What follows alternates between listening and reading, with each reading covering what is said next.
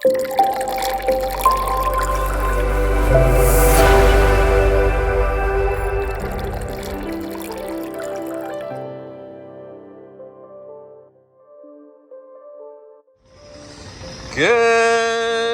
morning, Retro Thursday.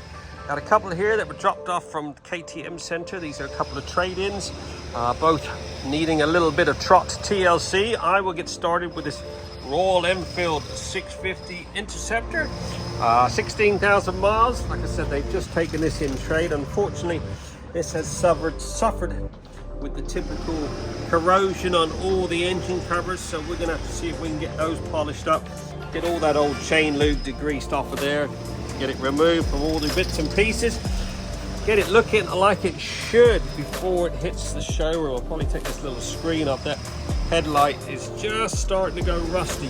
Hopefully I should be able to revive that and get all that rust off.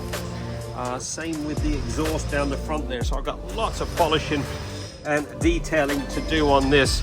It's obviously been living outside, so it's got a few rusty bits and pieces here and there. I'll remove that sticker. Like I said, get it looking like it should before it hits the showroom. Give me a few hours.